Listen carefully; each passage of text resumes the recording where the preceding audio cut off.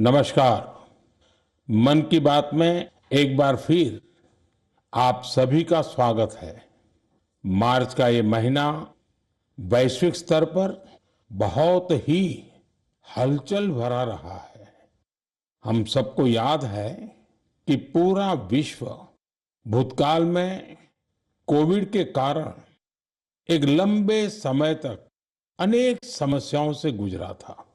हम सभी की अपेक्षा थी कि कोरोना के संकट से निकलने के बाद दुनिया नए सिरे से प्रगति की राह पर आगे बढ़ेगी। लेकिन दुनिया के अलग अलग क्षेत्रों में लगातार युद्ध और संघर्ष की परिस्थितियां बनती चली गई। वर्तमान में हमारे पड़ोस में एक माह से भीषण युद्ध चल रहा है।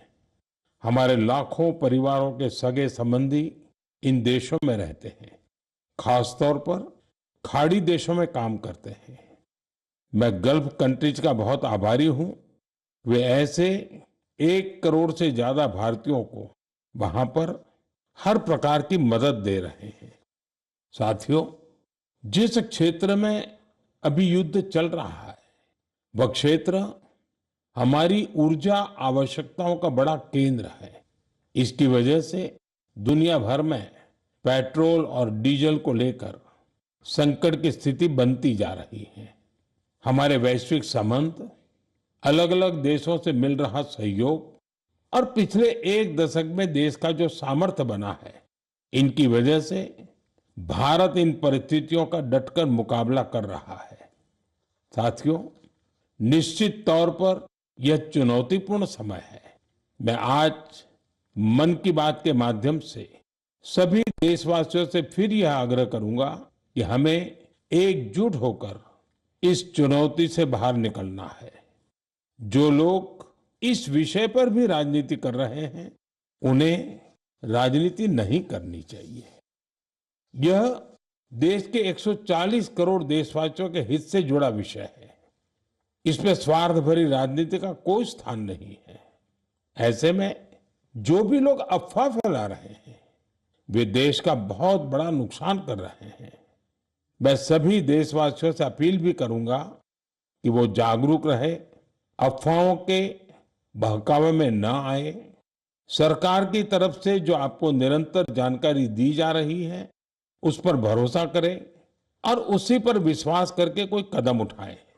मुझे हर बार की तरह इस बार भी विश्वास है कि जैसे हमने देश के 140 करोड़ देशवासियों के सामर्थ्य से पुराने संकटों को हराया था, इस बार भी हम सब मिल करके इस कठिन हालत से बहुत ही अच्छी तरह बाहर निकल जाएंगे। मेरे प्यारे देशवासियों, भारत की ताकत यहाँ के कोटि कोटि लोगों में निहित है। आज मन की बात में एक ऐसे प्रयास के बारे में बताना चाहता हूं जो देशवासियों की जन भागीदारी की भावना को दर्शाता है। ये प्रयास है ज्ञान भारतम सर्वे, जिसका संबंध हमारी महान संस्कृति और समृद्ध विरासत से है। इसका उद्देश्य देश भर में मौजूद मैन्युस्क्रिप्ट्स यानी पांडुलिपियों के बारे में जानकारी जमा करना है। इस सर्वे से जुड़ने का एक माध्यम ज्ञान भारतम ऐप है।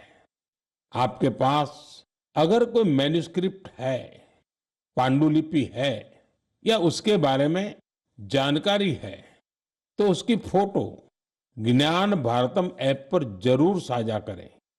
हर एंट्री से जुड़ी जानकारी को दर्ज करने से पहले उसकी पुष्टि भी की जा रही है। मुझे इस बात की खुशी है कि अब तक हजारों मैन्युस्क्रिप्ट्स, पांडुलिपि लोगों ने शेयर की है। उदाहरण के तौर पर अरुणाचल प्रदेश के नामसाई के चा नंती सिंह लोआंग जी ने ताई लिपि में पांडुलिपियां साझा की है। अमृतसर के भाई अमित सिंह राणा ने गुरुमुखी लिपि में पांडुलिपि शेयर की है। यह हमारी महान सिख परंपरा और पंजाबी भाषा से जुड़ी लिपि है। कुछ संस्थाओं ने पाम लीफ यानी ताड़ के पत्तों पर लिखी मैन्युस्क्रिप्ट दी है। राजस्थान के अभय जैन ग्रंथालय ने कॉपर प्लेट्स पर लिखी बहुत पुरानी पांडुलिपियां शेयर की हैं। वहीं लद्दाख की हेमिस मॉनेस्ट्री ने तिब्बती में बहुमूल्य पांडुलिपियों के बारे में जानकारी दी है। यहाँ पर मैंने कुछ ही उदाहरण दिए हैं। ये सर्वे जून के मध्य तक जारी रहने वाला है। आप सभी से मेरा आग्रह है कि अपनी संस्कृति से जुड़े पहलुओं को सामने लाएं और शेयर करें। मेरे प्यारे देशवासियों, भारत दुनिया का सबसे युवा देश है। देश के युवा की ताकत जब राष्ट्र निर्माण में जुड़ती है तो बहुत बड़ी मदद मिलती है। राष्ट्र निर्माण के इस दायित्व को निभाने में बड़ी भूमिका निभा रहा है मेरा युवा भारत यानी माय भारत संगठन। ये संगठन देश के युवाओं को अलग अलग पॉजिटिव गतिविधियों से जोड़ रहा है। हाल ही में माय भारत द्वारा बजट क्वेस्ट का आयोजन किया गया। इसका मकसद था देश भर के युवाओं को बजट प्रक्रिया और नीति निर्माण से जोड़ना। इससे जुड़ी क्विज में देश भर से करीब 12 लाख युवाओं ने हिस्सा लिया। क्विज के बाद करीब 1,60,000 प्रतिभागियों को निबंध प्रतियोगिता के लिए चुना गया। मुझे इनमें से कुछ निबंध पढ़ने का अवसर भी मिला। इनसे पता चलता है कि मेरे युवा साथी देश के विकास में अपना योगदान देने के लिए कितना तत्पर है। तेलंगाना के सूर्यापेट से कोटला रघुवीर रेड्डी, उत्तर प्रदेश के बाराबंकी से सौरभ बैसवार और बिहार के गोपालगंज से सुमित कुमार ने किसान कल्याण से जुड़े टॉपिक पर लिखा है। पंजाब के मोहाली से आंचल और ओडिशा के केंद्रपाड़ा से ओम प्रकाश रथ ने वुमेन लेड डेवलपमेंट को आगे बढ़ाने के तरीकों पर अपने विचार प्रकट किए हैं। हरियाणा के यमुनानगर से प्रथम बरार ने लिखा है कि ग्रीन और क्लीन भारत ही समृद्ध भारत का मार्ग है। इससे उनकी गहरी सोच का पता चलता है। दिल्ली के शंख गुप्ता का सुझाव है कि ग्रामीण क्षेत्रों में खेल प्रतिभाओं की पहचान के लिए और अधिक प्रयास होने चाहिए। हमारे युवा साथियों ने स्किल डेवलपमेंट और ईज ऑफ डूइंग बिजनेस पर भी अपने विचार साझा किए हैं। मैं उन सभी युवाओं की सराहना करता हूं जो अपने आइडियाज शेयर कर रहे हैं। ये विचार देश को आगे ले जाने में बहुत अहम है। मेरे प्यारे देशवासियों, देश भर के क्रिकेट फैंस के लिए यह महीना जोश और उत्साह से भर देने वाला रहा है। जब भारत ने T20 वर्ल्ड कप में ऐतिहासिक जीत दर्ज की तो देश में हर तरफ खुशी की लहर दौड़ गई। अपनी टीम की शानदार सफलता पर हम सभी को बहुत गर्व है। पिछले महीने के आखिर में कर्नाटका के हुबली में एक बहुत ही रोचक मुकाबला देखने को मिला। इस मुकाबले को जीतकर जम्मू कश्मीर की क्रिकेट टीम ने रणजी ट्रॉफी को अपने नाम कर लिया। सबसे खुशी की बात है कि करीब 7 दशकों के लंबे इंतजार के बाद इस टीम ने अपना पहला रणजी खिताब हासिल किया। यह अभूतपूर्व सफलता खिलाड़ियों के कई वर्षों के निरंतर प्रयासों का परिणाम है। टीम के कप्तान पारस डोगरा ने अद्भुत कौशल दिखाया। अपने नेतृत्व से इस जीत में उन्होंने अहम योगदान दिया। आज देश में कश्मीर के युवा गेंदबाज आकिब नबी के प्रदर्शन की भी चर्चा हो रही है, जिन्होंने रणजी सीजन में 60 विकेट लिए हैं। इस जीत से टीम के खिलाड़ी और कोचिंग स्टाफ के साथ साथ जम्मू कश्मीर के लोग बहुत रोमांचित हैं। क्रिकेट के मैदान में इस शानदार प्रदर्शन के बाद वहां के युवाओं में खेलों के प्रति उत्साह और बढ़ गया है। आने वाले समय में यह कई युवाओं को स्पोर्ट्स को अपनाने के लिए प्रेरित करेगा। जम्मू कश्मीर के लोगों में खेलों को लेकर गजब का जज्बा रहा है। मुझे खुशी है कि अब यह बड़े खेल आयोजनों का हब भी बनता जा रहा है। खेलो इंडिया विंटर गेम्स के लिए गुलमर्ग तो पहले ही अपनी पहचान बना चुका है। फुटबॉल जैसे स्पोर्ट्स भी यहाँ के युवाओं के बीच काफी लोकप्रिय है। मुझे आशा है कि आने वाले समय में जम्मू कश्मीर के खिलाड़ियों की जीत का यह सिलसिला यूं ही जारी रहेगा। मेरे प्यारे देशवासियों, मैं अक्सर कहता हूं, जो खेलेगा वो खिलेगा। मुझे ये देखकर अच्छा लगा कि हमारे देश के युवा अब उन खेलों को भी खूब अपना रहे हैं जो पहले उतने लोकप्रिय नहीं थे। उत्तर प्रदेश के प्रतिभाशाली एथलीट गुलवीर सिंह ने ऐसे ही एक खेल में कमाल कर दिखाया है। उन्होंने कुछ ही हफ्ते पहले न्यूयॉर्क सिटी हाफ मैराथन में तीसरा स्थान हासिल कर इतिहास रच डाला। वे 1 घंटे से कम समय में हाफ मैराथन पूरा करने वाले पहले भारतीय एथलीट बने। स्क्वॉश खिलाड़ी बेटी अनाहत सिंह ने स्क्वॉश ऑन फायर ओपन का बड़ा अंतर्राष्ट्रीय खिताब अपने नाम किया। सिर्फ 17 साल की उम्र में उन्होंने ये सफलता हासिल की। इसके साथ ही वे पीएसए वर्ल्ड रैंकिंग में टॉप 20 में जगह बनाने वाली सबसे कम उम्र की एशियाई महिला खिलाड़ी बन गई है। मुझे अस्मिता एथलेटिक्स लीग की जानकारी भी मिली है। इसमें 8 मार्च को महिला दिवस के अवसर पर कई स्पोर्टिंग इवेंट्स का शानदार आयोजन किया गया। लीग में करीब 2 लाख बेटियों ने भागीदारी की। ये देखकर अच्छा लगता है कि भारत की नारी शक्ति देश में हो रहे इस स्पोर्टिंग ट्रांसफॉर्मेशन में अहम भूमिका निभा रही है। साथियों, मेरा हमेशा से यह आग्रह रहा है कि आप सभी अपनी फिटनेस पर जरूर ध्यान दें। अंतर्राष्ट्रीय योग दिवस में अब 100 दिनों से भी कम समय बचा है।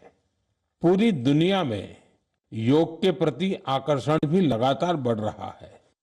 अफ्रीका के जिबूती में अलमिस जी अपने अरविंद योग सेंटर के जरिए योग को बढ़ावा दे रहे हैं। वे यहाँ की कई और जगहों पर भी लोगों को योग सिखाते हैं। आप में से कई लोगों ने इंस्टाग्राम कंटेंट क्रिएटर युवराज दुआ की पोस्ट पर मेरे से रिप्लाई को लेकर कमेंट्स किए हैं। उन्होंने मुझसे आग्रह किया था कि मैं उनके पिता से कहूं कि वे शुगर इंटेक कम करें। मुझे खुशी है कि मेरे अनुरोध का उनके पिता पर सकारात्मक प्रभाव पड़ा है। मैं आप सभी से आग्रह करूंगा कि आप भी शुगर इंटेक को कम करें और जैसा मैंने पहले भी कहा है, हमें खाने के तेल में 10% की कटौती भी करनी है। इन छोटे छोटे प्रयासों से आप मोटापे और लाइफस्टाइल से जुड़ी बीमारियों से दूर रहेंगे। मेरे प्यारे देशवासियों, एक पुरानी कहावत है, करत करत अभ्यास के जड़ मत होत सुजान। यानी जब हम निरंतर अभ्यास करते हैं तो उतनी ही ज्यादा बुद्धिमत्ता हासिल करते जाते हैं। लोग भी सबसे बेहतर तब सीखते हैं जब उनकी सक्रिय भागीदारी होती है। मुझे बेंगलुरु में शिक्षा से जुड़े एक यूनिक प्रयास के बारे में जानकारी मिली है। यहाँ एक टीम प्रयोग इंस्टीट्यूट ऑफ एजुकेशन रिसर्च चला रही है। इस टीम का रिसर्च प्रोजेक्ट पर विशेष फोकस है। यह टीम स्कूल लेवल पर साइंस एजुकेशन को लोकप्रिय बनाने में जुटी है। उन्होंने अन्वेषण नाम का एक प्रयोग किया है। इसके जरिए 9वीं से 12वीं क्लास तक के स्टूडेंट्स को केमिस्ट्री, अर्थ साइंसेस और वेलनेस जैसे क्षेत्रों में इनोवेशन करने का मौका मिलता है। इससे स्टूडेंट्स को रिसर्च का बहुत अच्छा अनुभव हासिल होता है। साथ ही अपने प्रोजेक्ट्स को पब्लिश करने का प्लेटफॉर्म भी मिलता है। साथियों, परीक्षा पे चर्चा के दौरान कुछ स्टूडेंट्स ने मुझे बताया था कि वे साइंस पढ़ना तो चाहते हैं, लेकिन उन्हें इससे डर भी लगता है। इस दिशा में प्रयोग की टीम का प्रयास बहुत ही सराहनीय है। यह पहल स्टूडेंट्स को साइंस के साथ जुड़ने और प्रैक्टिकली कुछ करके दिखाने का मौका देती है। जब हम किसी चीज को खुद करके देखते हैं तो जिज्ञासा और रुचि पैदा होती है। कौन जानता है कि मेरे युवा साथियों में ही कोई आने वाले समय का बेहतरीन साइंटिस्ट हो। साथियों, शिक्षा के माध्यम से अतीत को संरक्षित करने और भविष्य को तैयार करने का एक प्रयास नागा समुदाय भी कर रहा है। इस समुदाय के लोग अपनी आदिवासी परंपराओं का बहुत सम्मान करते हैं। वो इस पर गर्व तो करते ही हैं, साथ ही अपनी अप्रोच को आधुनिक भी रखते हैं। नागा ट्राइब्स में मोरुंग लर्निंग की एक पारंपरिक व्यवस्था थी। इसमें बुजुर्ग लोग अपने अनुभवों से युवाओं को पारंपरिक ज्ञान, इतिहास और लाइफ स्किल्स के बारे में बताते थे। समय के साथ यह सिस्टम अब मोरुंग कॉन्सेप्ट ऑफ एजुकेशन में बदल गया है। इसके माध्यम से बच्चों में गणित और विज्ञान जैसे विषयों में रुचि पैदा की जाती है। इसमें समुदाय के बुजुर्ग उन्हें कहानियां, लोकगीत और पारंपरिक खेलों के साथ लाइफ स्किल्स सिखाते हैं। इस तरह हमारा नागालैंड अपनी सांस्कृतिक विरासत को सुरक्षित रखते हुए बच्चों की शिक्षा को आगे ले जा रहा है। आपको भी अपने क्षेत्र में ऐसे प्रयासों के बारे में पता चले तो मुझे जरूर शेयर कीजिएगा। मेरे प्यारे देशवासियों, देश के कई हिस्सों में गर्मियों की शुरुआत हो चुकी है। यानी ये समय जल संरक्षण के अपने संकल्प को फिर से दोहराने का है। पिछले 11 वर्षों में जल संचय अभियान ने लोगों को बहुत जागरूक बनाया है। इस अभियान के तहत देश भर में करीब 50 lakh artificial water harvesting structure बनाए गए हैं। मुझे देखकर अच्छा लगता है कि अब जल संकट से निपटने के लिए गांव-गांव में सामुदायिक स्तर पर प्रयास होने लगे हैं। कहीं पुराने तालाबों की सफाई हो रही है, कहीं बरसात के जल को सहेजने के लिए प्रयास किया जा रहा है। अमृत सरोवर अभियान के तहत भी देश भर में करीब 70,000 अमृत सरोवर बनाए गए हैं। बारिश का मौसम आने से पहले इन सरोवरों की साफ सफाई भी शुरू हो गई है। आज मैं आपसे कुछ प्रेरक उदाहरण भी साझा करना चाहता हूं। ये उदाहरण बताते हैं कि जन भागीदारी से जल संरक्षण का काम कितना व्यापक हो जाता है। साथियों, त्रिपुरा की जम्पुई पहाड़ियों में बसा वागमुन गांव 3000 फीट की ऊंचाई पर बसा है। ये गांव पानी के गंभीर संकट का सामना कर रहा था। गर्मियों के दिनों में गांव के लोग पानी के लिए लंबी दूरी तय करते थे। आखिरकार गांव के लोगों ने बारिश की हर बूंद को सहेजने का निर्णय किया। आज वांगमुन गांव के लगभग हर घर में rooftop rain water harvesting system स्थापित हो गया है। जो गांव कभी पानी की कमी से जूझ रहा था, वो जल संरक्षण की एक प्रेरक मिसाल बन गया है। साथियों, इसी तरह छत्तीसगढ़ के कोरिया जिले में भी एक अनोखी पहल देखने को मिली। यहाँ के किसानों ने एक सरल लेकिन प्रभावशाली आइडिया पर काम किया। यहाँ के किसानों ने अपने खेतों में छोटे छोटे रिचार्ज तालाब और सोख्ता गड्ढे बनाए, जिससे बारिश का पानी खेतों में ही रुकने लगा और धीरे धीरे वह जमीन के अंदर जाने लगा। आज इस क्षेत्र के 1200 से अधिक किसान इस मॉडल को अपना चुके हैं और गांव का ग्राउंड वाटर लेवल बहुत बेहतर हो गया है। इसी तरह तेलंगाना के मंचेरियाल जिले के मुदिगुंटा गांव में भी लोगों ने मिलकर पानी की समस्या दूर की है। गांव के 400 परिवारों ने अपने घरों में सॉकपिट बनाया और वाटर कंजर्वेशन का जन आंदोलन बना दिया। इससे गांव का ग्राउंड वाटर लेवल बेहतर हुआ है। साथ ही प्रदूषित पानी की वजह से होने वाली बीमारियां बहुत कम हो गई हैं। मेरे प्यारे देशवासियों, हमारे मछुआरे भाई बहन सिर्फ समुद्र के योद्धा नहीं है, बल्कि वे आत्मनिर्भर भारत की एक मजबूत नींव भी है। वे सुबह होने से पहले समंदर की लहरों से जूझते हुए अपने परिवार के साथ साथ देश की अर्थव्यवस्था को मजबूती देने में जुट जाते हैं।